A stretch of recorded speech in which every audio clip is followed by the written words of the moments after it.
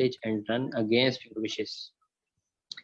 Virus जो है sir ये एक ऐसा प्रोग्राम है जो कि हमें पता नहीं होता और ये हमारे पीसी में इंस्टॉल हो जाता है और हम नहीं चाहते तब भी ये रन हो जाता है। इसका सोल्यूशन ये है कि हम अच्छा सिक्योरिटी जो है सॉफ्टवेयर वो अपने पास इंस्टॉल करें जो कि हमें इनसे प्रोटेक्ट दे। उसके बाद आ जाता है हैकर।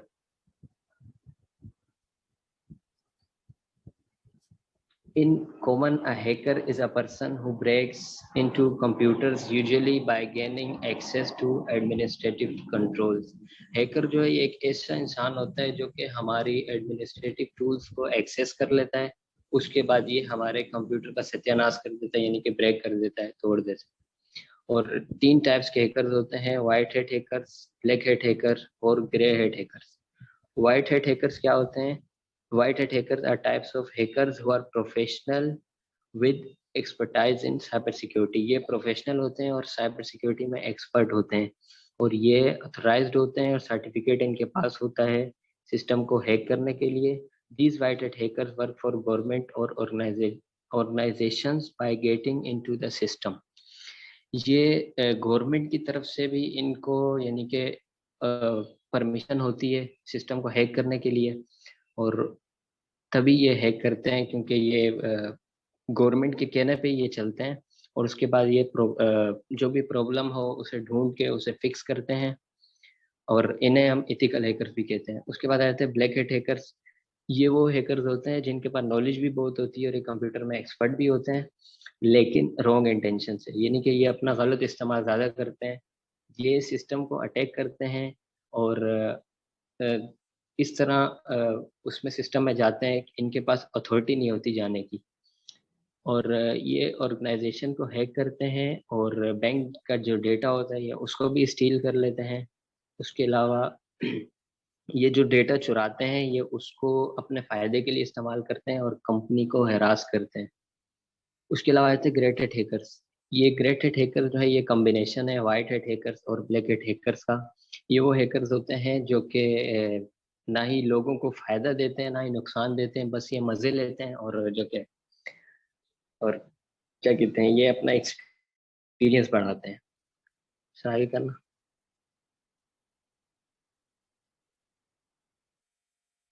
उसके बाद है कि हम हैकिंग से किस तरह बचें।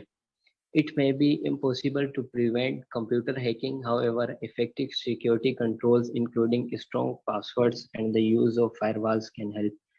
इस तरह तो मुश्किल है कि हम हैकिंग से बचें, लेकिन अगर हम सिक्योरिटी कंट्रोल्स अच्छे कर लें और स्ट्रॉन्ग पासवर्ड का अगर हम यूज़ करें और फायरवॉल्स का इस्तेमाल करें तो हम हैकिंग से बच सकते हैं।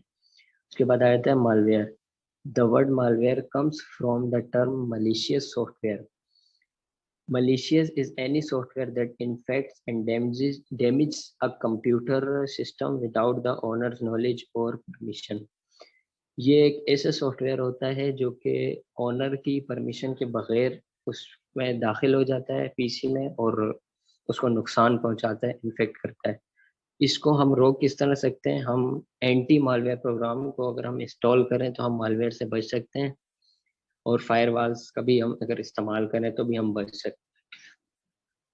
सर आगे कीजिएगा। Trojan horses. Trojan horses are email viruses that can duplicate themselves, steal information और harm the computer system. ये ईमेल वायरसेस होते हैं जो कि हमें तरह तरह के ईमेल आते हैं, उससे भी ये हमारा डेटा स्टील हो सकता है और हमारे कंप्यूटर को नुकसान हो सकता है। और ये जो वायरसेस हैं ये सबसे ज़्यादा सीरियस वायरसेस होते हैं, यानी कि ये खतरनाक वायरस यही होते हैं ट्रोजन हॉर्सेस। इनसे हम किस तरह बच सकते हैं? Security sites such as Avast Internet Security will prevent you from downloading Trojan horses. अगर हम ये साइट इंस्टॉल कर लेते हैं अपने पास ये सॉफ्टवेयर तो हम ट्रोजन हॉर्स से बच सकते हैं। उसके बाद आ जाते हैं password cracking. Password attacks are attacks by hackers that are able to determine passwords or find password to different protected electronic areas and social network sites.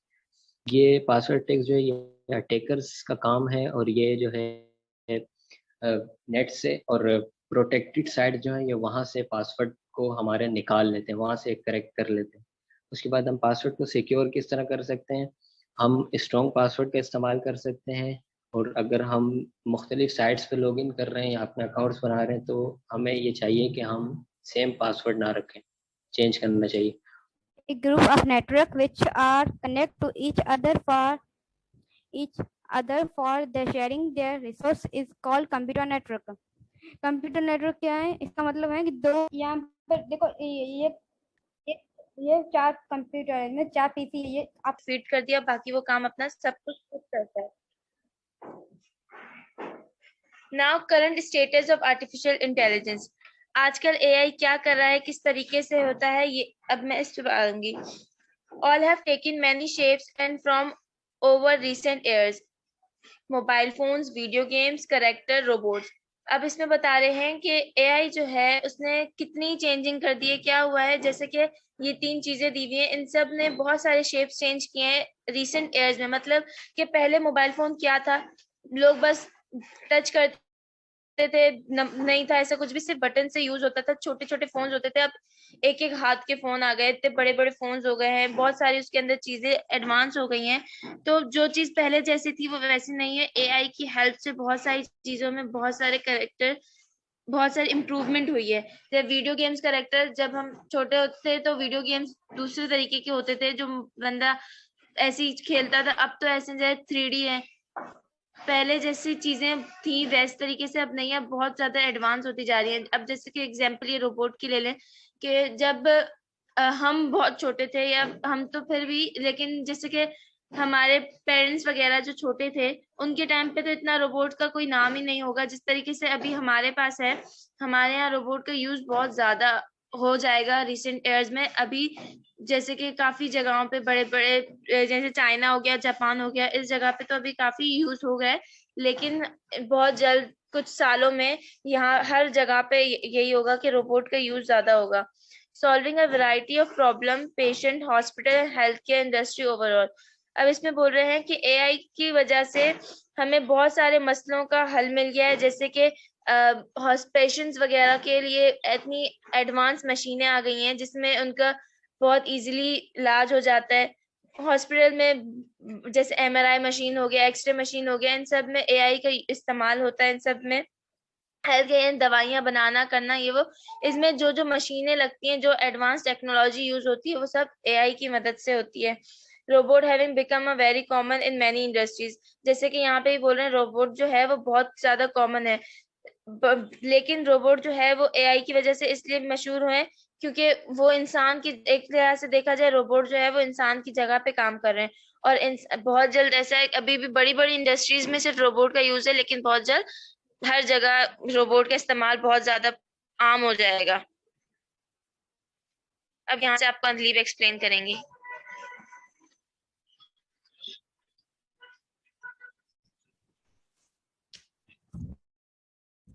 Assalamualaikum. My name is Anjali Iqbal. Future of AI.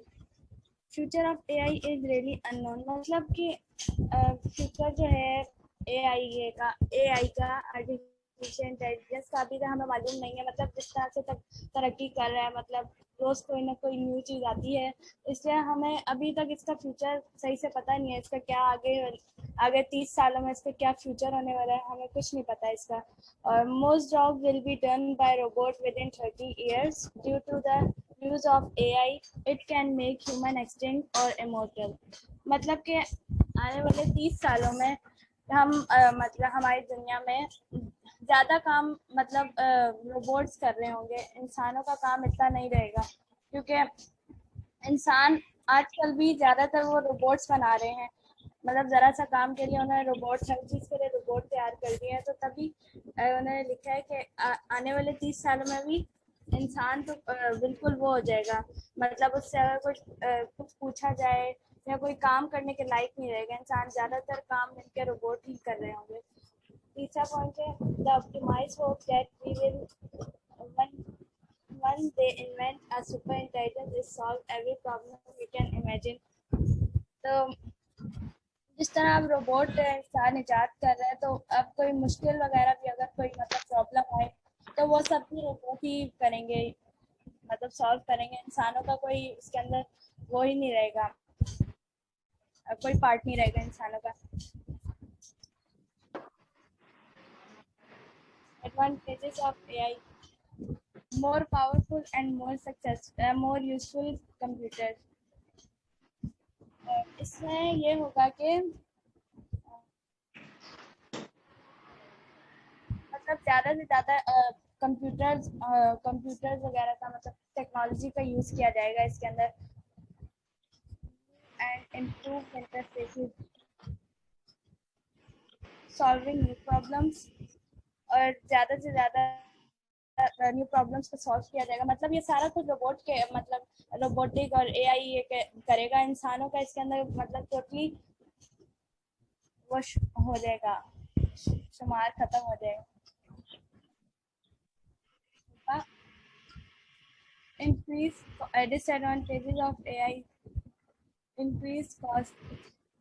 Cost मतलब जिस तरह robots वगैरह हर इंसान तो नहीं खरीद सकता, तो इसमें इसका एडवांटेज भी है कि ये महंगा, इसकी कॉस्ट मतलब जो जदीद टेक्नोलॉजीज वगैरह हैं इनकी कॉस्ट महंगी है, तो ये हर इंसान नहीं खरीद सकता, तो ये इसका डिसएडवांटेज है। Difficulty with software development, slow and expensive, machine take a creative mind. ये वही बात हो गई कि मतलब जब इंसान सब कुछ अपने हाथ से खोदेंगे, मतलब सब वो मशीन बना देगी, जब वो मशीन बना देंगे तो इंसान का खुद पे इख्तियार नहीं रहेगा, फिर वो और सुस्त मतलब हो जाएगा और उनके पास किसी चीज़ का जवाब नहीं होगा, बस वो हर काम फिर मशीन से कराएंगे। If the control of machine goes in the wrong and it may causes destruction. तो अगर इंसान का अपने ऊपर से मतलब ख़त्म हो गया वजूद, तो वो सब काम जब वो रोबोट को कहेगा तो इंसान तो तबाही की तरफ जाएगा। ये इसका डिसएडवांटेज है, क्योंकि आजकल इंसान हर काम रोबोट से मतलब जहाँ जदीद टेक्नोलॉजीज है तो वो हर काम उन्हीं से करा रहे होते हैं। सुस्त हो गया इंसान, खुद कुछ नहीं कर सकता। आप वो चाहते हैं कि हर काम रोबोट करे या टेक्नोलॉजीज करती रहे, हमें कुछ ना करना पड़े।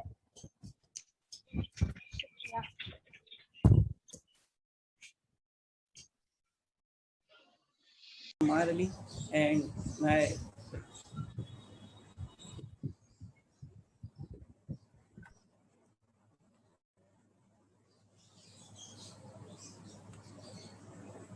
Assalamu alaikum. My name is Omar Ali, and my group member is Sabur Abdul Sabur. My presentation topic is wireless network. First of all, wireless. What is wireless network? नाम से हमें पता चल रहा है कि वायरलेस नेटवर्क ऐसा network जो वायरलेस हो। नेटवर्क का हमें पता है कि एक से दो से ज़्यादा डिवाइसेस को आपस में जब कनेक्ट करते हैं तो वो एक नेटवर्क बनता है। तो वायरलेस नेटवर्क ऐसा नेटवर्क होता है जिसमें हम वायर्स को यूज़ नहीं करते। डेफिनेशन देखते हैं। A wireless network allow us to connect one or more computer or other devices such as mobiles, laptop and printers so that you can share files and access to the internet. Wireless network के जरिए हम बहुत सा एक से ज़्यादा devices को आपस में कनेक्ट करते हैं और हम उसके ज़रिए से इंटरनेट भी एक्सेस कर सकते हैं। ये जो सिग्नल्स पे काम करती है इसको रेडियो सिग्नल्स कहते हैं। ऑपरेशंस देखते हैं वायरलेस नेटवर्क के। वायरलेस नेटवर्क काम कैसे करता है? Wireless network adapter receive the data from the computer and translate into radio signals. The radio signals is then transmitted through an antenna. Wireless router receive the radio signals and decoded it and send data to the receiver. ये wireless network जो है routers के जरिए काम करता है। ये हमारे डेटा को रेडियो सिग्नल्स के जरिए राउटर की हेल्प से रिसीवर एंड तक पहुंचाता है। रेडियो सिग्नल्स क्या होते हैं?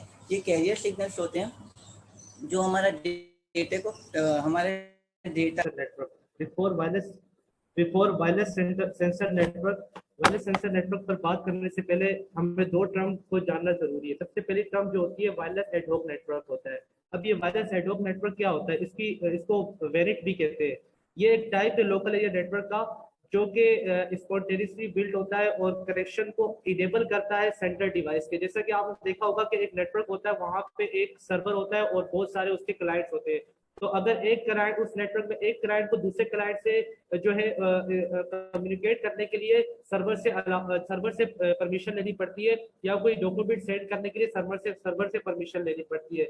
लेकिन ये जो एड हॉक नेटवर्क होता है, यहाँ पे कोई फिक्स सर्वर या फिक्स क्लाइंट नहीं होता। यहाँ पे कोई भी सर्वर भी हो सकता है, हर क्लाइंट सर्वर भी हो सकता है और क्लाइंट भी हो सकता है। तो इसमें कोई फिक्स सर्वर या क्लाइंट नहीं होता, इसलिए यहाँ इसका जो इंफ्रास्ट्रक्चर होता है, it has not fix infrastructure, इसलिए ये फिक्स इंफ्रास्ट्रक्चर नहीं रखता। अच्छा, ये P2P कनेक्शन इसमें मौजूद होता है, यानी point two point, P2P means point two point connection, point two point connection इसमें मौजूद होता है। और ये कनेक्शन इस कनेक्शन की वजह से ये कनेक्शन ऐसा कनेक्शन है जिसमें हर क्लाइंट जो है वो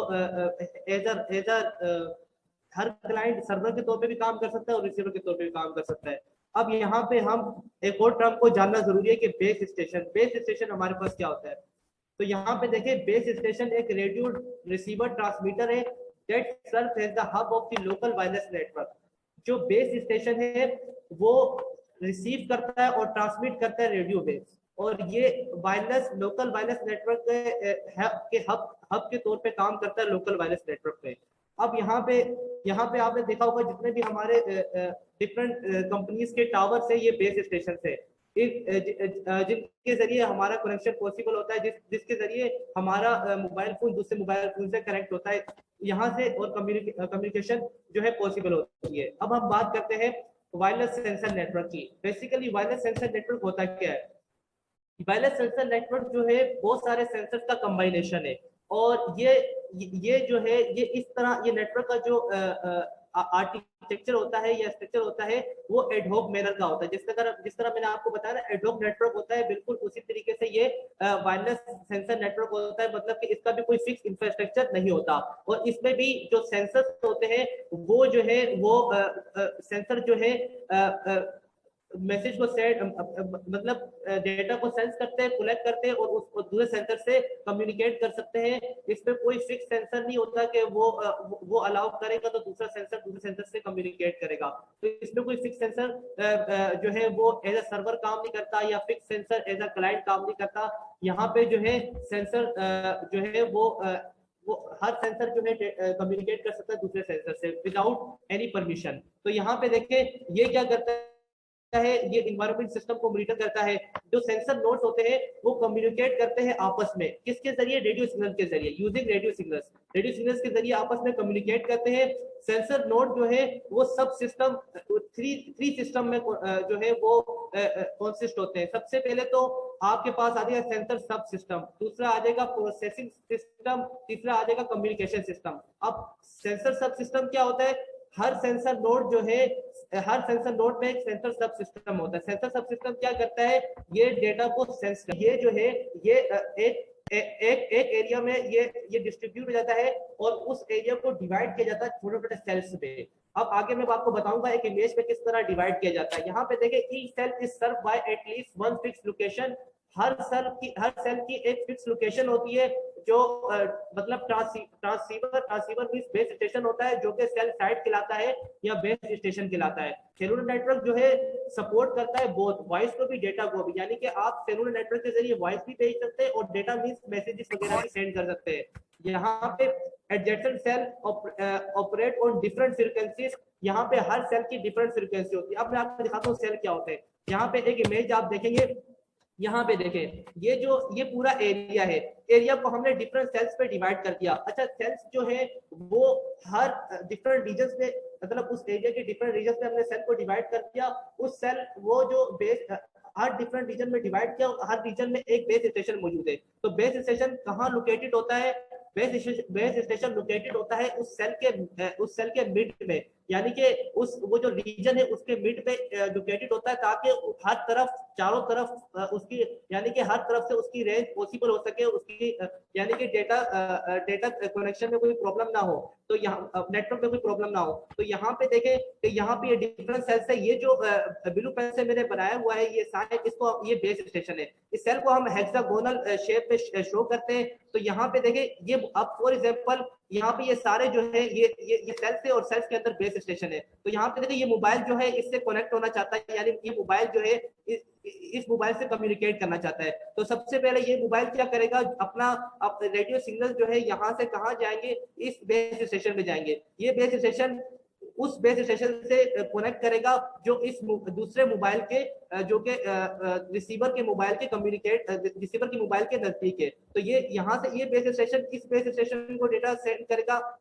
या डेटा सेंड होगा और यहाँ से फिर इस मोबाइल को सेंड होगा। तो इस तरह कम्युनिकेशन पॉसिबल होगी। तो यहाँ पे देखिए इनकी डिफरेंट फ्रीक्वेंसीज होती है और दूसरी बात कि ये लोकेटेड होते हैं सेंटर में सेल के। अच्छा, यहाँ पे इसके एडवांटेजेस है। एडवांटेजेस क्या है, यहाँ पे देखिए, यहाँ पे advantage of cellular network, large coverage area. सबसे बड़ा एडवांटेज, ये बहुत बड़ा एरिया कवर करता है। ये जो सेलुलर नेटवर्क होता है ये बहुत बड़ा एरिया कवर करता है, लार्ज एरिया कवर करता है। और reduce interference from other signals, जो दूसरे सिग्नल्स एयर में मौजूद होते हैं उनकी इंटरफेरेंस को ये रिड्यूस करता है, कम करता है। उसके बाद यहाँ पे हम हम बात करेंगे जनरेशन सेलुलर नेटवर्क की। सेलुलर नेटवर्क की बहुत सी जनरेशन है, मोबाइल नेटवर्क की बहुत सी जनरेशन है, जैसा कि यहाँ पे आप देख सकते हैं। अच्छा, जनरेशन ऑफ सेलुलर नेटवर्क का क्या मीन्स है, पहले तो हम ये देखें। It means the evolution of cellular network और मोबाइल नेटवर्क। इसका मतलब कि जो एवोल्यूशन है, यानी कि जो डेवलपमेंट है, एवोल्यूशन मीन होता है डेवलपमेंट। जो डेवलपमेंट है सेलुलर नेटवर्क में, मोबाइल नेटवर्क में, उसको हम कहते हैं जनरेशन ऑफ सेलुलर नेटवर्क। अब जनरेशन ऑफ सेलुलर नेटवर्क में जो है बहुत सी जनरेशन आ गई है। There are following 5 generations of cellular network. अब तक 5 जनरेशन जो है एग्जिस्ट करती है और 6 जनरेशन फ्यूचर में जो है आ जाएगी। इस यहाँ पे देखिए first generation 1G, second generation 2G, third generation 3G और fourth generation 4G and fifth generation 5G। तो सबसे पहले मैं फर्स्ट जनरेशन की बात करता हूँ। फर्स्ट जनरेशन जो है ये कमर्शियली इंट्रोड्यूस हुआ यूएस में, यानी कि यूनाइटेड स्टेट में इंट्रोड्यूस हुआ 1980s में। ठीक है, इसको इंट्रोड्यूस कराया गया इस टेक्नोलॉजी को। अच्छा, इसके बाद ये एनालॉग सिग्नल्स इसमें यूज होते थे, यानी कि सिर्फ हम वॉइस कॉल कर सकते थे, इसमें हम मैसेजेस वगैरह नहीं कर सकते थे इस जनरेशन में। और तीसरी चीज इसमें ये थी कि ये सिर्फ वॉइस कॉल को, जो मैंने आपको भी बताया कि वॉइस कॉल को सपोर्ट करता था।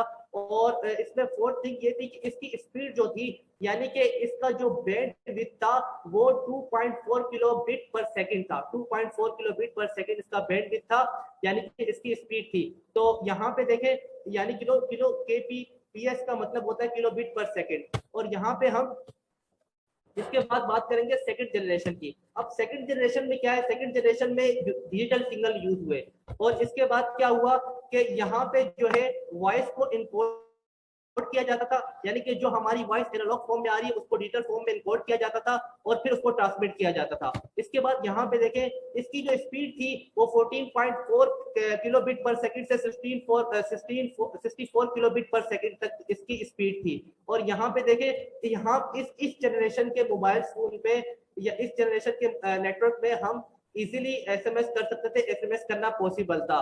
तो यहाँ पे दोनों कम्युनिकेशन होती थी, वॉइस एंड डेटा कम्युनिकेशन, और ये बेटर क्वालिटी थी इसकी 1G के बराबर, 1G के मुकाबले में।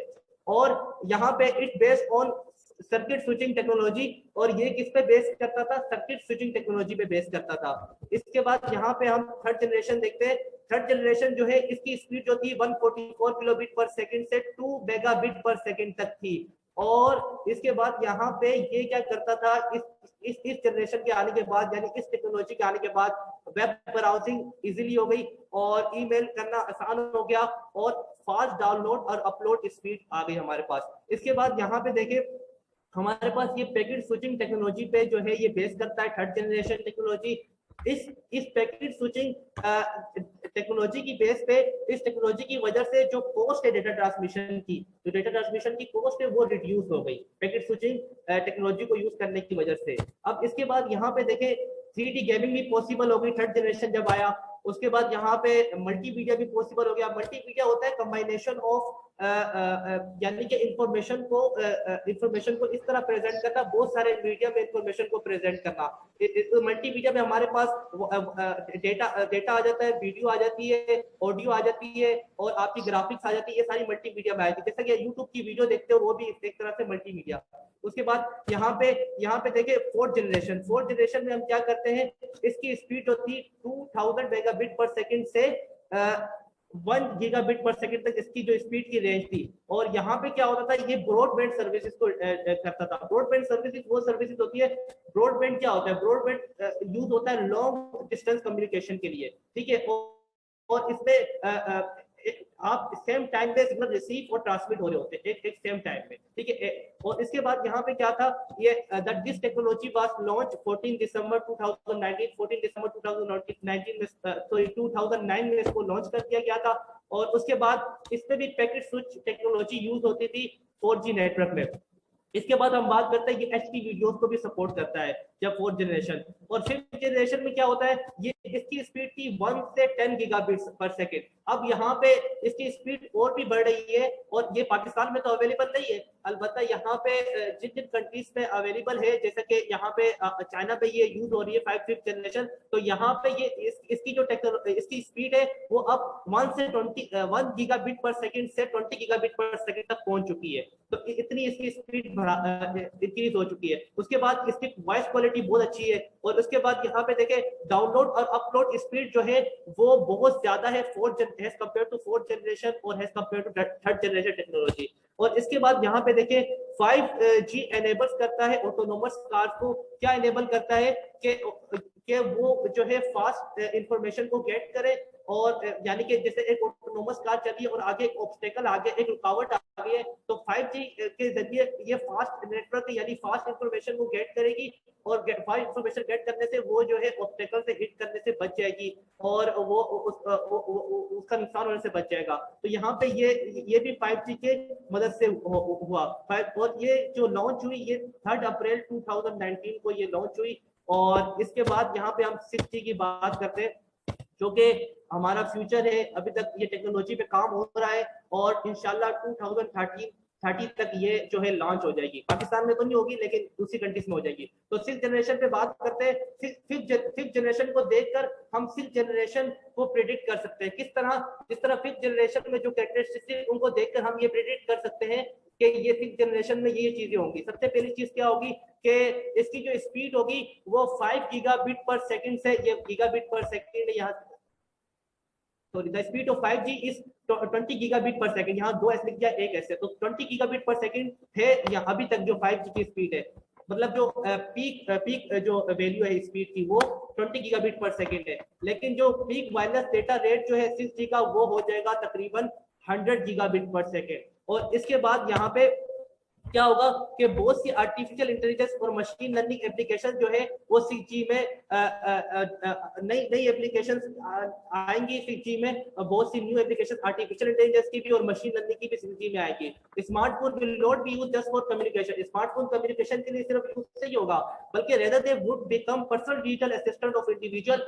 ये क्या करेगा, ये एक पर्सनल असिस्टेंट बन जाएगा, डिजिटल असिस्टेंट बन जाएगा हर बंदे का। यानी हर बंदा अपनी जो प्रॉब्लम से वो स्मार्टफोन से अपनी ज्यादा से ज्यादा प्रॉब्लम जो है स्मार्टफोन से वो सोल्व कर लेगा, उसे किसी और पर्सन की नीड नहीं होगी। यहाँ पे देखिए 6G के आने के बाद अगर 6G डिप्लॉयड हो जाएगा अराउंड 2013 में, और security is expected to be much better as compare to 5G। और सिक्योरिटी भी बहुत ज्यादा बेहतर हो जाएगी 6G के आने से। जैसे जो 5G के जो सिक्योरिटी थी, 5G टेक्नोलॉजी सिक्योरिटी प्रोवाइड करता है, उससे बहुत ज्यादा अच्छी सिक्योरिटी एक्सपेक्ट की जाएगी। और इसके बाद यहाँ पे देखें बहुत सी कम्प्लेक्स डिवाइसेज जो है वो कम्युनिकेशन करेंगी। बहुत सी कम्प्लेक्स डिवाइसेज जो है उससे एक्सपेक्ट किया जाएगा कि 6G के आने के बाद वो आपस में कम्युनिकेशन करेगी, जैसा कि robot such as communication of robot with other devices. अब रोबोट जो है, रोबोट एक दूसरे से तो कम्युनिकेट करते हैं, लेकिन रोबोट जो है दूसरी डिवाइसेज से भी कम्युनिकेट करके 6G के आने के बाद। और यहाँ पे thank you.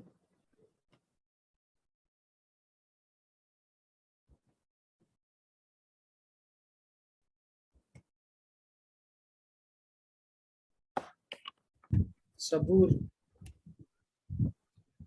Ji sir. 6G का 100 Gbps नहीं होगा बल्कि 1000 होगा, ठीक है। और ये आएगी नहीं, ये लॉन्च हो चुकी है 6G। जापान नहीं, आप पुरानी रिसर्च बता रहे हो। China, Russia, America, Japan use कर रहे हैं अभी भी। 7th 8th जनरेशन की तैयारी हो रही है भाई दुनिया के अंदर।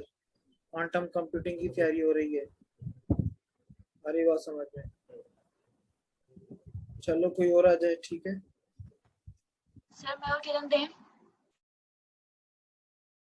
सर मैं सिंगल हूँ, मैं दे दूँ।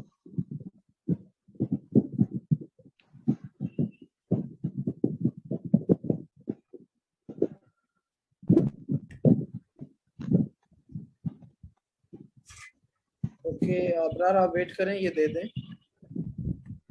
ओके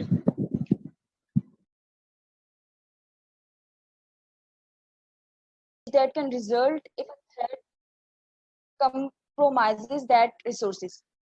Like इसको अगर हम इसकी वर्ड पे ध्यान दें, एक्सपोजर, तो इससे हमें ये समझ आ रहा है कि टू एक्सपोज समथिंग, ठीक है। इसमें अगर हम इसको सिंपल वर्ड में और डिफाइन करें तो इसमें ये होगा कि it is a state of having no protection from something harmful. फिर जो हमारे पास आता है वो हमारे पास आता है वल्नरेबिलिटी। वल्नरेबिलिटी जो है वो हमारे पास एक ऐसी वीकनेस है that can be utilized by hackers to gain unauthorized access। और इसमें जो हमारे पास फिर एग्जांपल आती है कि no password rules are set. Like आप अगर स्ट्रॉन्ग पासवर्ड सेट करने के लिए कभी ट्राई करते हो तो आपको जो है वो ये करना होता है कि आपको स्पेशल कैरेक्टर यूज करने होते हैं, like hashtag, at, question mark, कुछ भी स्पेशल कैरेक्टर हो। फिर आप जो है उसमें अपर केस यूज करो और लोअर केस यूज करो, और जो है ऑलमोस्ट अप्रॉक्स जो है आपके पास 8 करेक्टर होना लाजमी है। तो फिर आपके पास जो है स्ट्रॉन्ग पासवर्ड बिल्ड होगा। अगर आप इसमें जो है स्ट्रॉन्ग पासवर्ड बिल्ड मतलब आप पासवर्ड के रूल्स इसमें नहीं अप्लाई करते तो यहाँ पे फिर वल्नरेबिलिटी जो है वो अप्लाई हो सकती है। फिर हमारे पास आती हैं कैटेगरीज ऑफ थ्रेड्स, ठीक है। कैटेगरीज ऑफ थ्रेड्स में हमारे पास क्या होता है कि there are 2 major categories of threads to information system, ठीक है। पहली जो है वो है अनइंटेंशनल थ्रेड्स, दूसरी हमारे पास है डेलिब्रेट थ्रेड्स। अनइंटेंशनल थ्रेड्स में हमारे पास क्या होता है कि ये रिप्रेजेंट करती है ऐसे थ्रेड्स को जो इंट्रोड्यूस होते हैं विदाउट अवेयरनेस, ठीक है, और caused by programming error, user और ऑपरेटर एरर।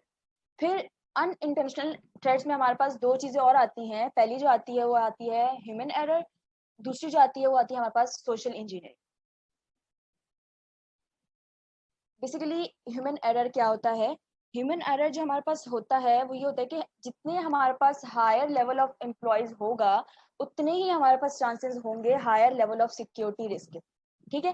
फिर यहाँ पे हमारे पास जो है एरर में भी हैपन, यहाँ पे जो एरर होते हैं वो कौन कौन से होते हैं, like entry of wrong data, फिर हमारे पास आता है एक्सीडेंटल डिलीशन, फिर हमारे पास आता है storage of data in unprotected area. Unprotected area like desktop हो गया, वेबसाइट हो गई और ट्रैश बिन हो गया, बहुत सारे, ठीक है।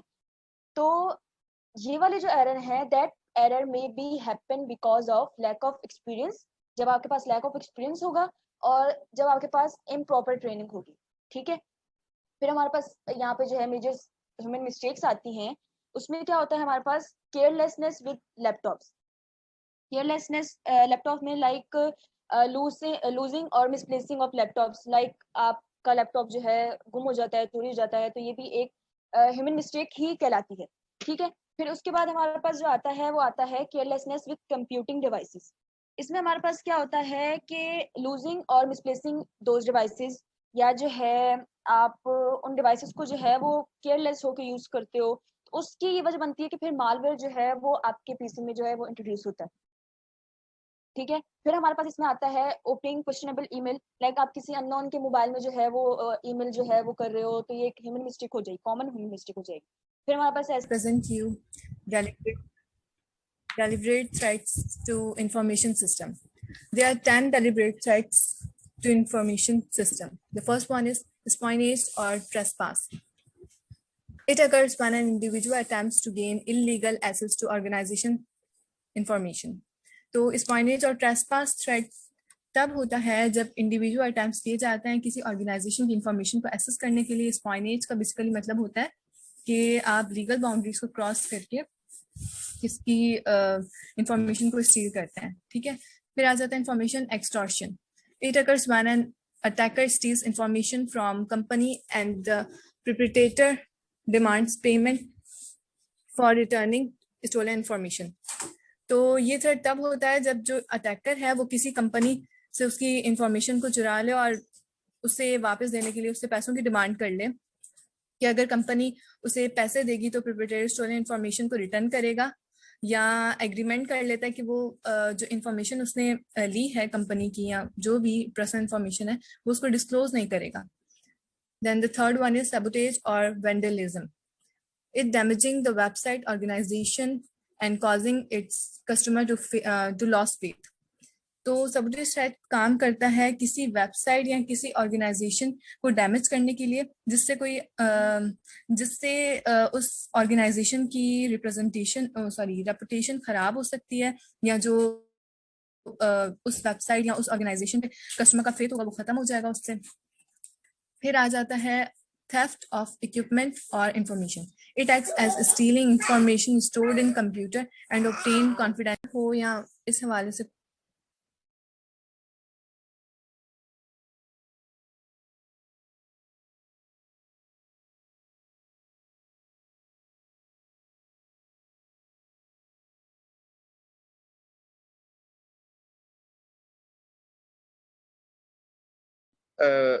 What is cryptography? If you want to know cryptocurrency, first you need to know what is cryptography. Cryptography is a practice of transforming data or information into an unreadable format in order to increase security, so that only those with a proper secret key can read the unencrypted information. That's called cryptography. Now, the question is, why cryptocurrency? Why we have to use cryptocurrency, and why can't others be like cryptocurrency? There are two things. One is decentralized, one is centralized. The Federal Reserve is a centralized banking and economic system. The government controls the supply of currency by printing more units of flat money or requiring deposit of digital banking ledger. This can lead to hyperinflation. Decentralizing currency is produced collectively by the entire cryptocurrency system. The rate of currency protection is defined when the cryptocurrency is created and is publicly known. Cryptocurrency is designed so that the rate of production will gradually slow down, so there is no cap on the total amount of cryptocurrency in circulation. Now, the advantage of decentralization is transparency. All finalized transmissions are listed to a public ledger known as the blockchain. However, personal information is excluded from the blockchain. Anyone at any time can verify transaction by examining the public blockchain. No chances to cryptocurrency protocol can be made since it is cryptographically secure. Now, advantage of decentralization, privacy and security.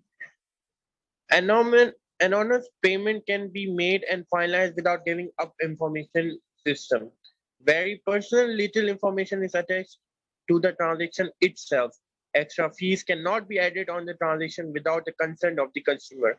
Due to lack of central controlling body, funds cannot be seized or gained from a user. No third parties have access to its financial data. Now, advantage of centralization, the bank system. The centralization body backs the value of currency to ensure it will continue to exist and be traded, result in a such less volatile currency. Government regulation exists to maintain the security of the currency. Regulation against foragers, bank regulations, guarantee deposits, the federal institution, corruption, FDIC insures deposit to $250K per account. Double spending of currency never occurs. Now, what is the history of cryptocurrency? The creation of cryptocurrency begins in 1992 by Timothy May, a retired Intel physicist.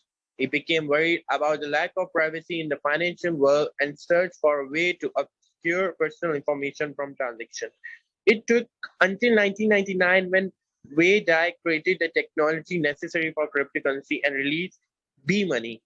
B-Money was an anonymous distributed electronic cash system. It was created so that the user couldn't be taxed or regulated through the threat of force.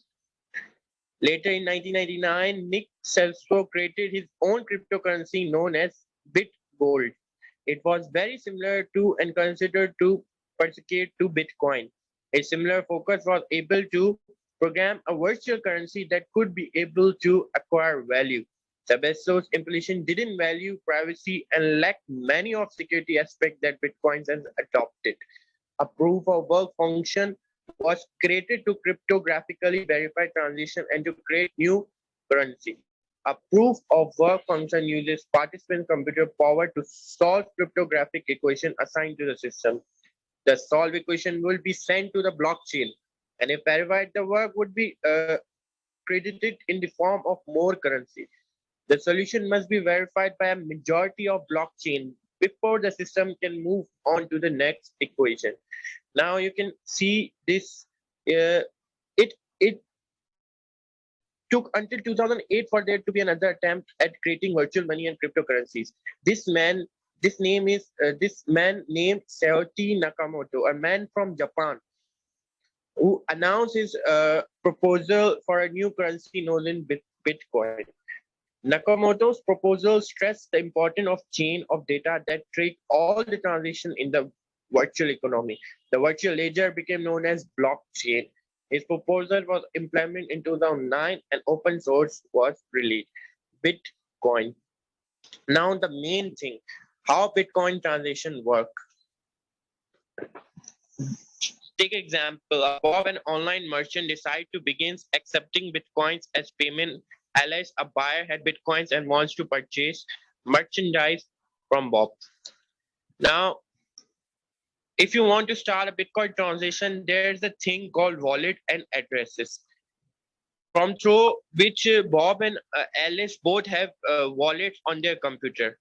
And by using them, wallets are what are wallets? Wallets are files that provide access to multiple Bitcoin address.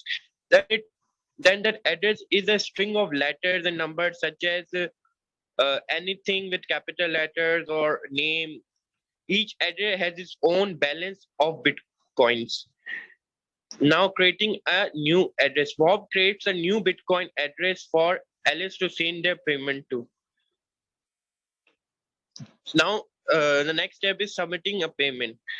Alice tells her Bitcoin client that she'd like to transfer the purchase amount of Bob's address. Now, there's a private key and there's a public key. What is a private key? There's Alice Wallet holds the private key for each of her address. The Bitcoin's client signs the transaction request with the private key of the address he's transferring Bitcoin for. That's more secure. And what about public key? Anyone on the network can go use the public key to verify the transmission request is actually coming from the legitimate account owner. It's more publicly allowed. Verifying the transaction. Gary, Gertz, and Galen are Bitcoin members. Their computer bundles the transmission of the past 10 minutes into a new transaction block. The miner computers are set up to calculate cryptocurrency hash function.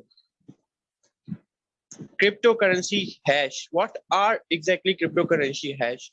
Cryptocurrency hash functions translation a collection of data into alphabetic strings with a fixed length called hash value.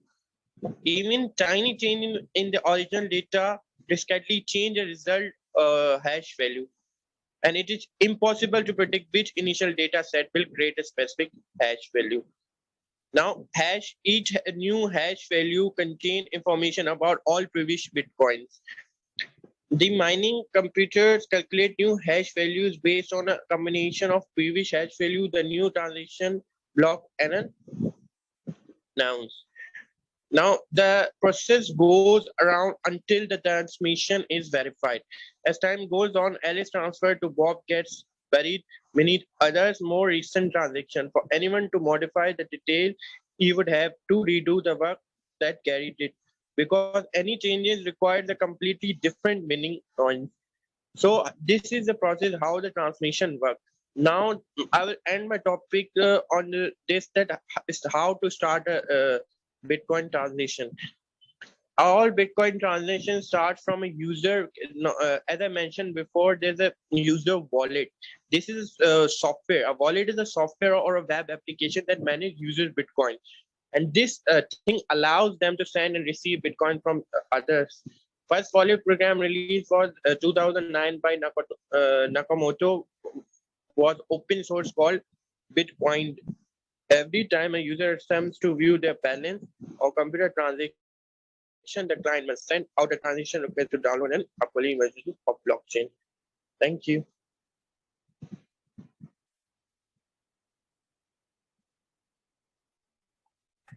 Digital wallet को थोड़ा define करें. Sorry, sir. Digital wallet की need क्यों पेश आती है? Sir आपकी आवाज थोड़ी कट रही है, थोड़ा सा जोर से बोलिए. डिजिटल वॉलेट है क्या? डिजिटल वॉलेट को थोड़ा डिफाइन करें.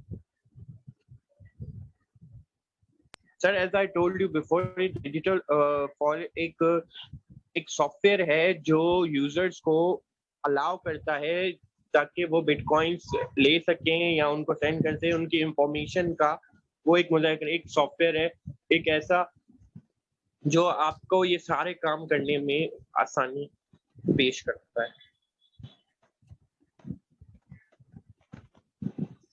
क्या क्रिप्टो करेंसी एग्जिस्ट करती है अभी भी? सर क्रिप्टो करेंसी कहीं बहुत जगह पे मैंने जब इस पर रिसर्च की तो बहुत जगह क्रिप्टो करेंसी एग्जिस्ट करती है, तो बहुत जगह क्रिप्टो करेंसी से निगलेक्शन भी चल रही है. तो मैं इस बारे में कंफर्म नहीं हूँ कि it is exist or it does not exist, but as for my opinion it does exist. Blockchain हम यूज करते क्यों हैं? पहली बात ये मुझे बता. Sir, blockchain is the main. What is the major benefit of blockchain technology?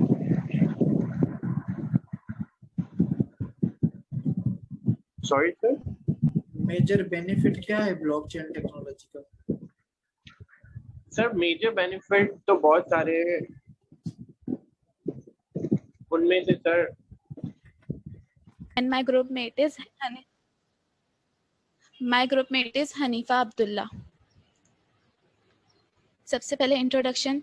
Computer technologies, like most other forms of technology, are not socially neutral. They affect and are themselves affected by society. Computer technologies ने हमें और हमारी society को बहुत ज़्यादा affect किया है और वो खुद भी affected है society से. और हमारा है ना रहने का change, हमारा सारा काम करने का way जो है सब change कर दिया है, हमारा living environment change कर दिया है. और humans organize कैसे करते हैं हमारा अपना work, हमारी कम्युनिकेशन का जरिया, हम सब कुछ चेंज कर दिया है. कंप्यूटर की बदौलत सब चेंज हो चुका है और एडवांस हो चुका है. और हमारे इंफॉर्मेशन प्रोसेस सब और हमारी इंफॉर्मेशन किस तरह स्टोर हो रही है वो सब एडवांस हो चुका है कंप्यूटर टेक्नोलॉजीज के जरिए. कंप्यूटर टेक्नोलॉजीज स्पेसिफिक प्रॉब्लम्स को सॉल्व करने के लिए बनाई जाती है. सबसे पहले जैसे बनाई गई एप्लीकेशंस बनाई गई, वो सॉरी सिस्टम्स बनाए, ब्लेस पास्कल ने बनाया 1623 में, फिर गॉटफ्रीड लेबनीज ने बनाया अपने प्रॉब्लम्स. जी सर, हिस्ट्री से आगे जाओ. अब हम Why learn about the personal and social impact of computer. हमें क्यों पढ़ना चाहिए, इसके हम जानकारी हमें क्यों रखनी चाहिए, क्योंकि कंप्यूटर जो है ऑलमोस्ट सारे पीपल यूज़ करते हैं और ये बहुत ज़्यादा अफेक्ट कर रहा है हर किसी को, हर इंसान, हर फैमिली, हर ग्रुप, हर सोसाइटी अफेक्टेड है. और इसके बहुत ज़्यादा डिसएडवांटेजेस भी होते हैं. हमारा डेटा, हमारी प्राइवेसी सब कंप्यूटर अफेक्ट हो रही होती है कंप्यूटर की बदौलत. तो इस वजह से हमें इसके बारे में जानकारी होनी चाहिए. Personal impact. Today, individual can store all information, be it personal or that business of nature, in a computer. अब हमारा जो हमारी इंफॉर्मेशन है वो कंप्यूटर लार्ज अमाउंट में भी स्टोर कर सकता है और फिर हम उसको रिट्रीव कर सकते हैं, उसको मॉडिफाई कर सकते हैं और जब हमें ज़रूरत पड़े हम उसको यूज़ भी कर सकते हैं. तो कंप्यूटर हमारा लार्ज से लार्ज अमाउंट ऑफ डेटा भी स्टोर कर देता है. हमारी लाइफ स्टाइल चेंज कर दिया है कंप्यूटर ने. हम अपना वर्क फ्रॉम होम आजकल हो रहा है, ये सब कंप्यूटर की बदौलत हो रहा है. और हम अपना जो अब अमाउंट है हम अपने क्रेडिट कार्ड से पे कर सकते हैं. ये सब कंप्यूटर की टेक्नोलॉजीज है जो कंप्यूटर ने हमें दी हैं. social impact. Even the simplest invention like the plow had a huge impact on business. अब एक प्लॉ जो है वो उसका भी एक ह्यूज इम्पैक्ट है. जैसे पहले फार्मर्स जो होते थे वो अपने हाथों से सारा काम करते थे, लेकिन अब ऐसी मशीन्स बना दी गई हैं कंप्यूटर ने जो हमारा टाइम भी सेव करिए, हमारा सब ऑफिस स्पेस भी सेव हो रहा है, बहुत सारी हमारी चीज़ें सेव हो रही है, हमारी पर्सनल इन्फॉर्मेशन भी कहीं ना कहीं सेव हो रही है कंप्यूटर में. हमारा काम जो है बहुत ईजियर होता जा रहा है कंप्यूटर टेक्नोलॉजीज़ के ज़रिए, और अच्छे से अच्छी जगह हमारा डेटा स्टोर हो जाता है और फिर हम उसको मॉडिफाई भी कर लेते हैं. Impact of computer in business पे भी इम्पैक्ट है कि हमारा ऑनलाइन बिजनेस हम कर सकते हैं. तकरीबन सारे बिजनेस में हमारे कंप्यूटर बहुत हमारा जो एडवांस होता जा रहा है, तो हम अपने सारे है ना कंप्यूटर यूज हो रहे हैं हमारे. waste. Inappropriate use of computer technology and resources means हमारे कंप्यूटर टेक्नोलॉजी को गलत वे में यूज किया जाता है, तो कंप्यूटर वेस्ट में आ जाता है. Computer related mistakes, error, failure and other computer problems that make computer output incorrect or not useful means जो हम इनपुट कंप्यूटर को दे रहे होते हैं वो हमें करेक्ट आउटपुट नहीं मिलता, एरर आ जाता है या कोई और प्रॉब्लम आ जाती है, तो ये computer. Taking everyday things, embedding them with electronic software, sensors, and connecting them to internet and enabling them to collect and exchange data without human intervention is called the Internet of Things. Sir रोजमर्रा की जिंदगी में हम इतनी ऐसी चीजें use कर रहे हैं जो हमें इम्बेड करती हैं इलेक्ट्रॉनिक से, सॉफ्टवेयर से, सेंसर से, और इससे हमारा जो डेटा है वो कलेक्ट होता है और एक्सचेंज होता है विदाउट ह्यूमन इंटरवेंशन की किसी भी तरह के मुदाखलत से. इसे हम कहते हैं इंटरनेट ऑफ थिंग्स. अब कंपोनेंट्स ऑफ IoT के 4 कंपोनेंट्स होते हैं. First of all devices is also called sensors, then connectivity, then data processing, then user interface. हमारे जो प्रोजेक्ट है वाटर फ्लो सेंसर पे, we are using water flow sensor on the base of IoT with the help of Arduino. Microcontroller, digital display wire and etc. Sir, एक slide आगे करिए. Microcontroller. Arduino is used in my project. Arduino is an open source. Sir, एक slide पीछे कर दें.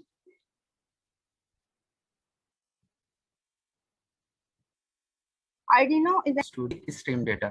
जो data है वो एक्सटर्नल सोर्स करता है मल्टीपल वेबसाइट से एक क्लिक स्ट्रीम की फॉर्म में. इसी के साथ जो हमारा 4th पॉइंट आ रहा है वो आ रहा है data security, quality and integrity और क्रिटिकल. जो डेटा है वो सिक्योर करता है इसकी क्वालिटी को. इसी के साथ जो हमारा 5 पॉइंट आ रहा है वो आ रहा है data are also subject to data role. जो डेटा है वो आल्सो सब्जेक्ट भी है. इसी के साथ जो हमारा 6 पॉइंट है वो आ रहा है data are generated for multiple sources, internal sources, corporate data, database and company documents. Personal sources, personal thought, opinions and experience. जो डेटा है वो जनरेट करता है मल्टीपल सोर्स को इंटरनल सोर्स में और कॉर्पोरेट में और डेटाबेस में. Now I'm going to teach about data governance. Data governance is an approach to managing information across an entire organization. जो data governance है वो approach करती है और मैनेज करती है इसके अंदर होने वाली ऑर्गेनाइजेशन को. और नेक्स्ट जो है it involves a formal set of business processes and policies that are designed to ensure that data are handled in a certain well defined fashion. जो इसमें इन्वॉल्व होने वाले फॉर्मल बिजनेस है, प्रोसेस हैं और पॉलिसीज हैं, इनको डिजाइन करती है और वेल डिफाइंड फैशन करती है. इसी के साथ जो हमारा नेक्स्ट है वो आ रहा है ऑब्जेक्टिव्स ऑफ डेटा गवर्नेंस. हमारे पास 3 पॉइंट्स है इसके ऑब्जेक्टिव ऑफ डेटा गवर्नेंस के. फर्स्ट है टू मेक इंफॉर्मेशन अवेलेबल. ये जो है वो बनाती है इंफॉर्मेशन को. जो सेकंड आ रहा है वो आ रहा है transparent and useful for the people who are authorised. ये काफ़ी यूजफुल होती है लोगों के लिए. जो डेटा गवर्नेंस होती है वो काफ़ी यूजफुल होती है लोगों के लिए और इसको ऑथराइज करती है. इसका जो हमारे पास 3rd पॉइंट आ रहा है वो आ रहा है data governance consist of policy. और ये जो है वो कंसिस्ट करती है पॉलिसीज पे. Thank you all for my listening presentation.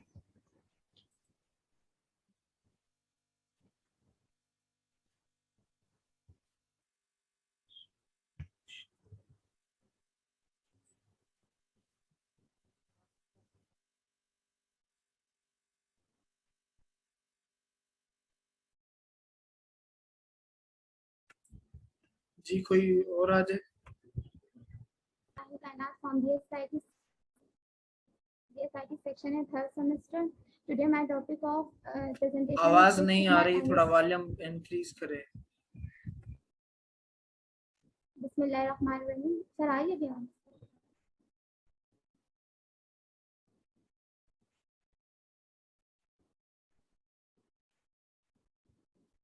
Sir आ रही है आवाज? ओके स्टार्ट करें।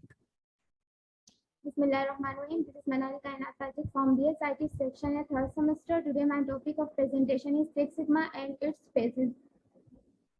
Six Sigma. Six Sigma is popular methodology for BPI activities. Six Sigma एक methodology है जो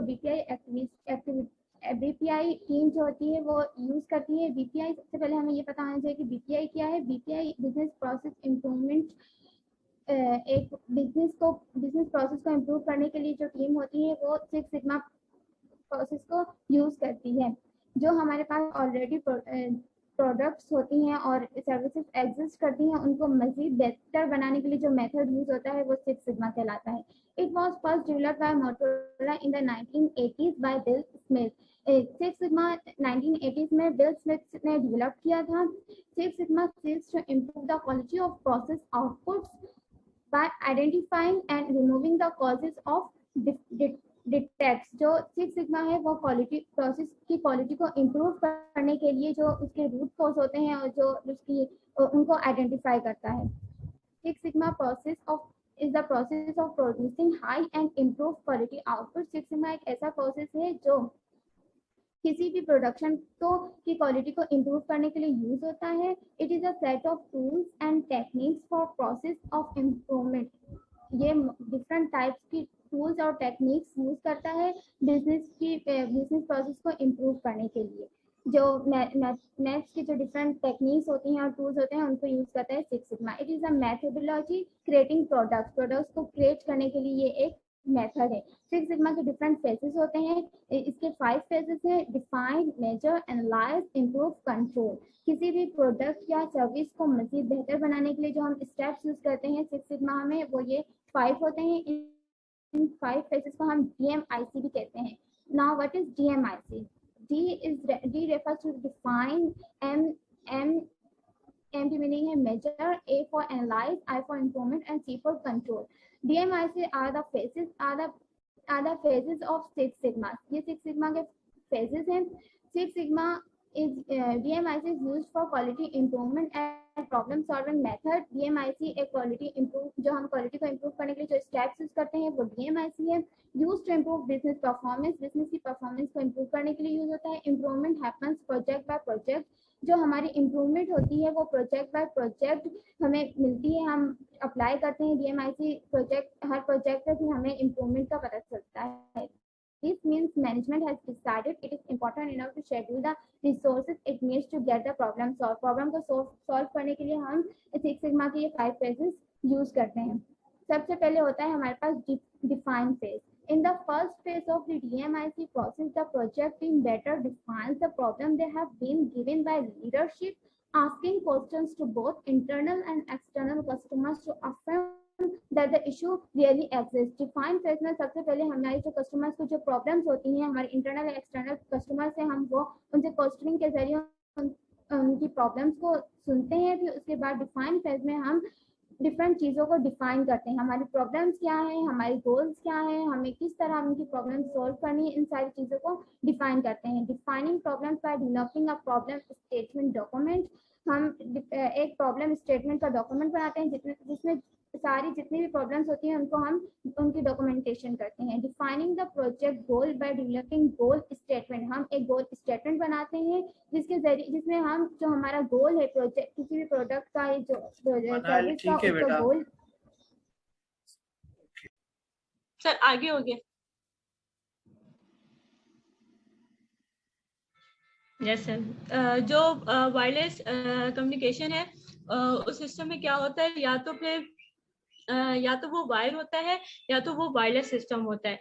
जो हम मीडियम कम्युनिकेशन को इसमें इस्तेमाल करते हैं वो भी हमें गाइडेड होती है या तो फिर अनगाइडेड होती है। और जो वायर कम्युनिकेशन में हम लोग मीडियम को as a physical path use करते हैं, उसमें हम लोग को क्या क्या कौन हमें प्रोवाइड करता है different services like video conferencing, cellular, telephone, paging, TV और रेडियो। जो फर्स्ट है डिफरेंट सर्विसेज प्रोवाइड करता है, उसमें सबसे पहले जो है वीडियो कॉन्फ्रेंसिंग है। बेसिकली जो वीडियो कॉन्फ्रेंसिंग है ये is live video base meeting होती है, जिसके अंदर 2 और मोर जो लोग पीपल होते हैं वो कनेक्ट होते हैं एक दूसरे से डिफरेंट लोकेशन से using through the video enable devices. Video conferencing हमें अलाउ करता है मल्टीपल पीपल को कि वो एक दूसरे के साथ मीटअप करें, कोलैबोरेट करें face to face different location से by transmission of audio, video, text and presentation through the internet। जो इसकी टाइप्स हैं उनमें सबसे पहले आता है टेलीविजन एंड रेडियो ब्रॉडकास्टिंग। जो टेलीविजन और रेडियो ब्रॉडकास्टिंग होती है वो ट्रांसमिशन ऑफ प्रोग्राम्स और इंफॉर्मेशन होती है बाय थ्रू द रेडियो और टेलीविजन। रेडियो जो है वो कंसीडर किया जाता है to be the first the most sir ये पिछली वाली स्लाइड लगाएं। हाँ, रेडियो जो है वो कंसीडर किया जाता है to be the first wireless service to be broadcasting. जो रेडियो है वो सबसे पहली वायरलेस सर्विस है ब्रॉडकास्टिंग के लिए। It is an example of simplest communication system where the information is transmitted only in one direction. जो रेडियो ब्रॉडकास्टिंग है उसके अंदर जो इंफॉर्मेशन है वो ट्रांसमिट की जाती है ओनली वन डायरेक्शन में and all the user receive the same data. जो यूजर होते हैं वो सारे जो है वो सेम डेटा जो है इसमें रिसीव करते हैं। जिसकी सर स्लाइड आगे करें। जो सेकंड टाइप है mobile telephone communication system. Perhaps the most commonly used wireless communication system is the mobile phone technology. जो सबसे most common wireless communication system है वो मोबाइल फोन टेक्नोलॉजी है। The development of mobile cellular device. Sir पिछली slide. Sir हाँ, जो है वो development of mobile cellular device change the world like no other device technology. जो डेवलपमेंट थी मोबाइल सेलुलर डिवाइस जिसने चेंज किया वर्ल्ड को, जो लाइक अदर टेक्नोलॉजी से भी ज़्यादा जो है वो यूज़ की जाती है। Today's mobile phones are not limited to just making cell calls but are integrated with numerous other features like Bluetooth, Wi-Fi, GPS and FM radio। जो मोबाइल फ़ोन है वो सिर्फ कॉल्स के लिए यूज़ नहीं किया जाता, इसके अलावा भी इसके अंदर न्यूमरस अदर फीचर्स हैं लाइक ब्लूटूथ हम करते हैं, जैसे वाईफाई कनेक्ट करते हैं, जीपीएस होता है। जीपीएस जो है वो ग्लोबल पोजीशनिंग सिस्टम है, वो हमें बताता है कि हम इस वक्त where you are on earth. जो इसकी थर्ड टाइप है,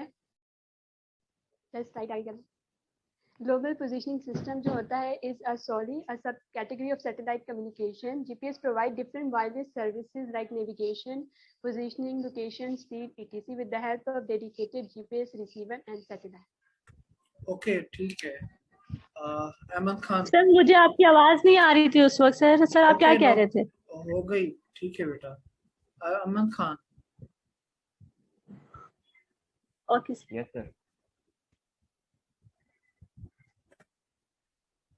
यस सर। शेयर करें। आपके साथ कौन है? Mohammad.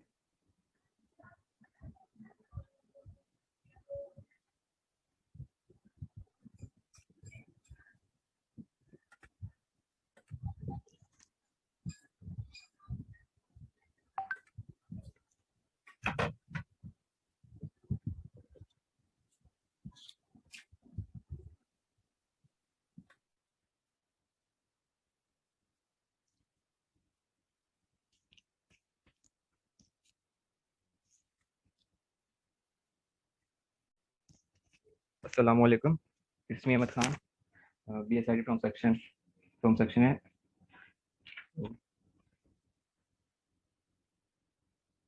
What is cloud computing? ऐसी कंप्यूटिंग जो आप इंटरनेट पर करते हैं, ऑनलाइन करते हैं, मतलब जिसमें आपको जो सर्विस प्रोवाइड की जाती है। क्लाउड क्या करता है? सर्विस प्रोवाइड करता है डिफरेंट टाइप्स की। स्टोरेज की सर्विस प्रोवाइड कर रहा है आपको और डिफरेंट सर्विस प्रोवाइड करता है।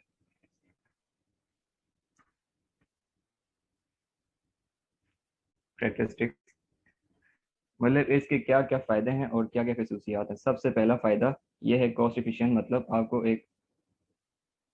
आपको एक काम करना है, उसके लिए आपको बहुत सारे सिस्टम चाहिए, आपको वो करने की ज़रूरत नहीं है। आपको बस क्लाउड पर काम करना है, कॉस्ट एफिशिएंट होता है, विजुअलाइज होता है, ज़्यादा जगह नहीं घेरता है।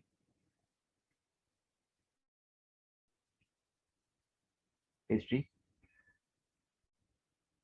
मतलब कि इसकी तारीख बता रहे हैं कि 50s और 60s में कहा था इसका दौर आएगा, फिर 90s में वीपीएन बना दिया गया, 2000 में आकर अमेज़न ने आकर इसको शुरू किया। ये इसकी हिस्ट्री है। सर्विस मॉडल, इसके बाद सर्विस मॉडल की स्लाइड है कि सर्विस मॉडल में सर्विस किस तरह प्रोवाइड कर रहा है। सर्विस प्रोवाइड करने के 3 लेयर हैं, सास, पास और आस।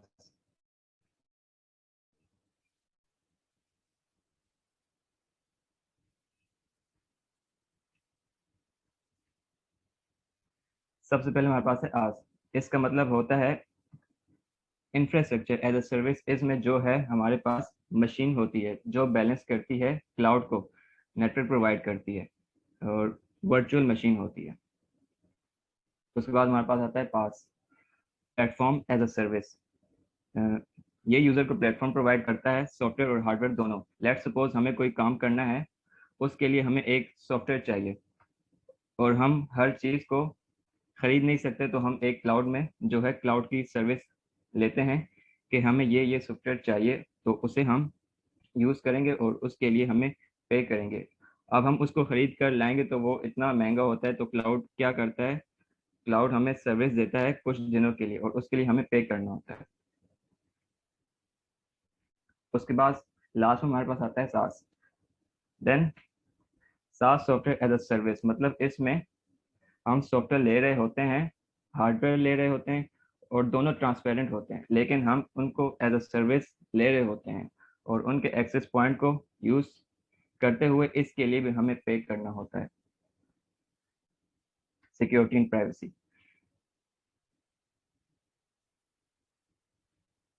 इसमें डिवाइसेस कनेक्ट नहीं होती, सीधा ये क्लाउड से कनेक्ट होता है, तो वो उसे सीधा सिक्योरिटी प्रोवाइड करता है। जैसे एप्पल है, उसकी सिक्योरिटी इसी वजह से है क्योंकि वो क्लाउड है, उसका क्लाउड सर्वर है, उसका क्लाउड सिक्योर है। प्राइवेसी आपकी ब्रीच नहीं होती, एक प्राइवेट रहता है, किसी दूसरे सिस्टम में नहीं जाता, उसे डिफरेंट स्टोरेज से पास नहीं होना पड़ता, इसलिए वो प्राइवेसी में भी रहता है। Further continue by Mohammad.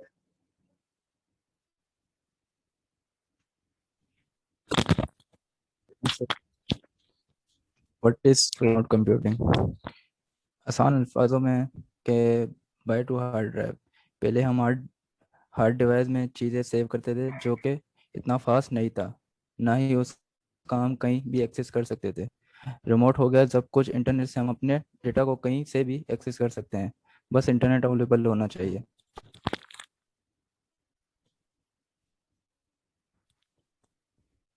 अभी जैसे कि अभी what happen to business, I am student of BSIT 3rd section A।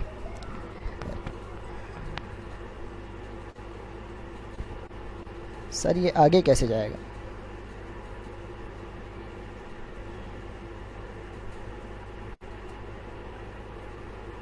Sir आगे कैसे जाएगा ये? पीसी पे हो ना? जी पीसी में हो। तो कीबोर्ड में राइट लेफ्ट एरो है ना?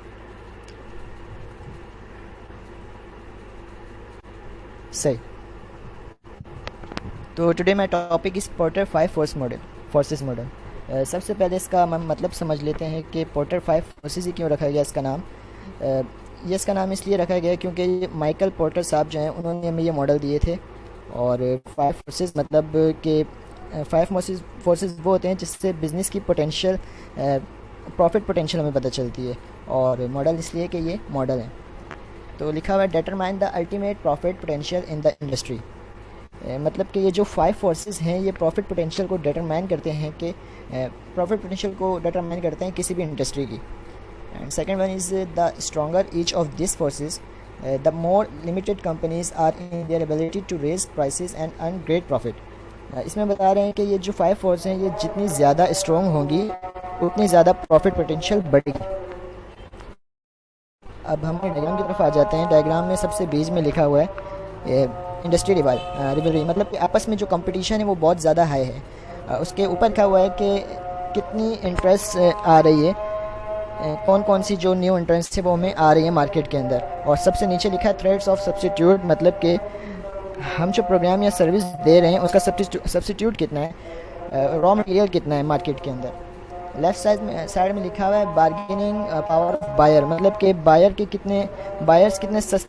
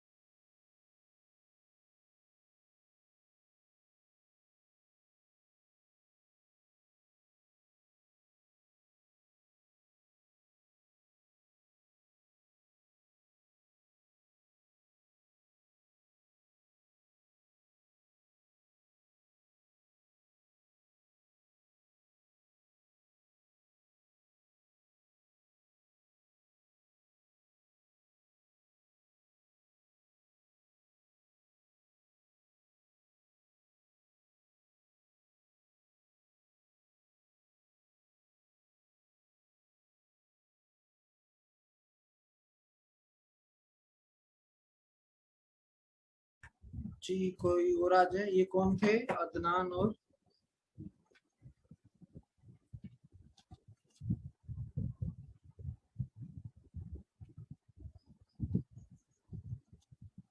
जुनेद रजा, ठीक है।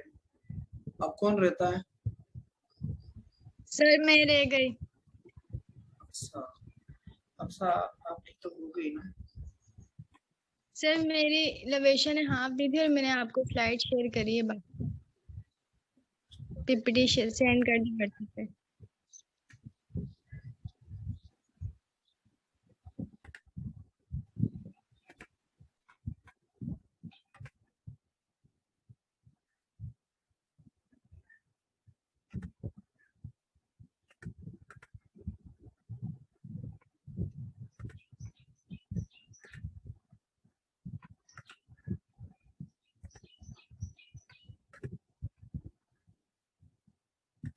यही है।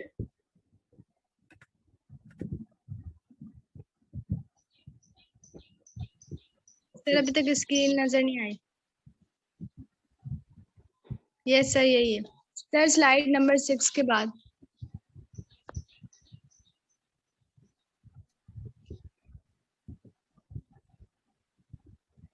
This one. यस सर यही है। Okay start. No sir topologies से, बस टोपोलॉजीज सर, बस टोपोलॉजी से स्टार्ट होगी।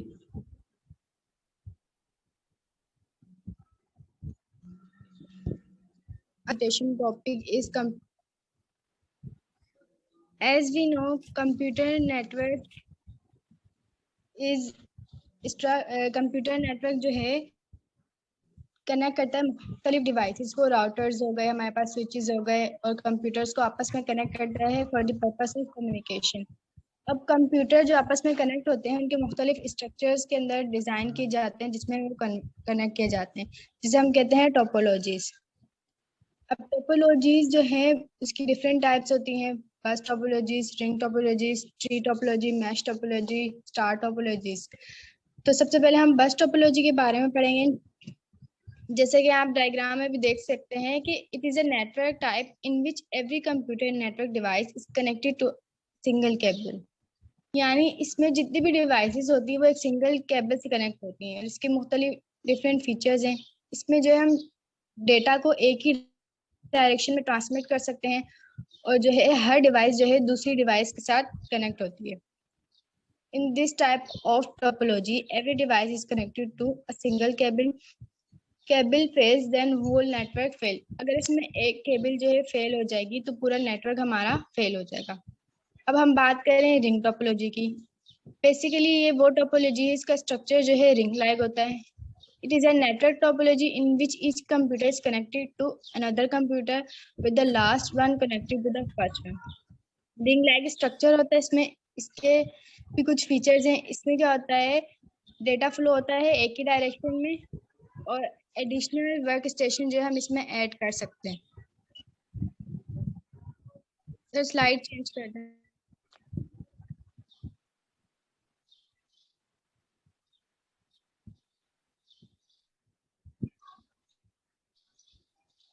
टोपोलॉजी, स्टार टोपोलॉजी जो है स्टार लाइक में होती है।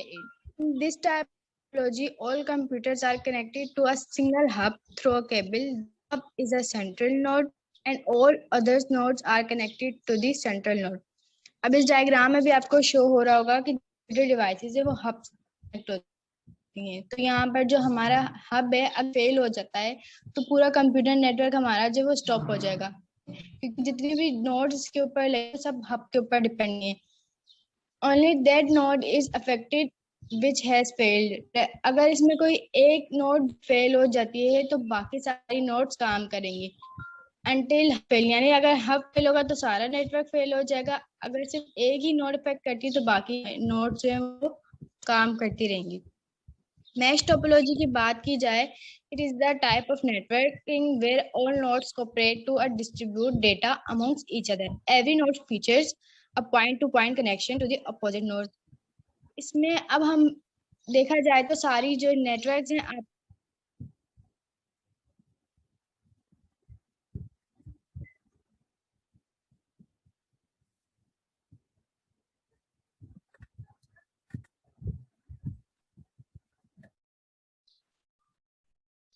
अब मैश टोपोलॉजी में हम देखें तो इसमें सारी जो डिवाइसेस हैं वो एक दूसरे के साथ पॉइंट टू पॉइंट कनेक्ट हुई हैं।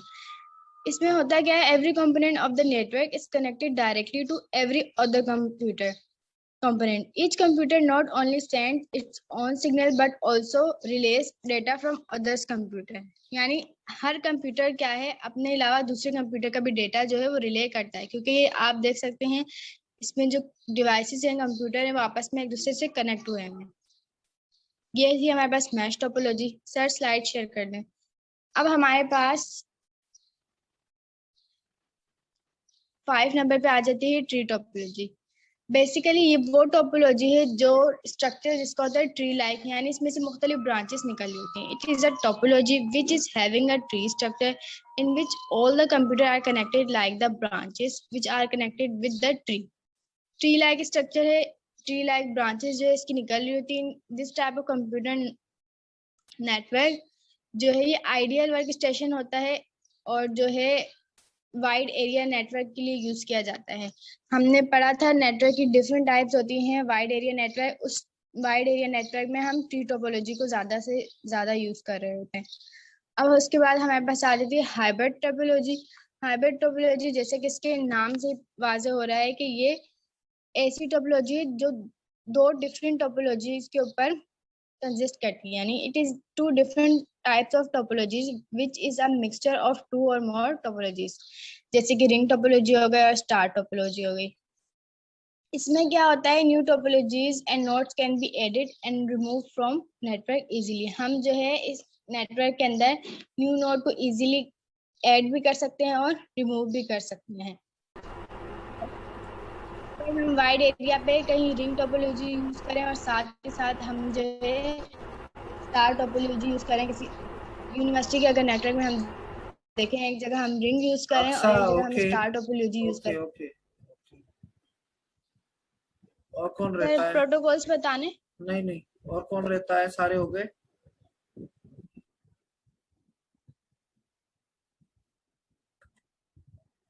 चवीत? नो सर मैं रहती हूँ। आपका नाम? जुनैद रजा हो गया, नो इशू बेटा। बिस्मा दुआ सर। हाँ बिस्मा आप तो कह रही है मेरे पास कनेक्शन नहीं आ रहा। जी सर। तो आप मुझे शेयर कर सर दें। मेरा अभी कनेक्ट हुआ है, बिल्कुल मैंने आपको तभी मैसेज। जी सर। आप स्लाइड बना के मुझे शेयर कर दें, ठीक है? सेंड कर दें। जी सर मैं आपको सेंड कर देती हूँ। चवीत आप भी ठीक है, जो रहते हैं वो स्लाइड शेयर कर दें, ठीक है? ओके, अल्लाह हाफिज।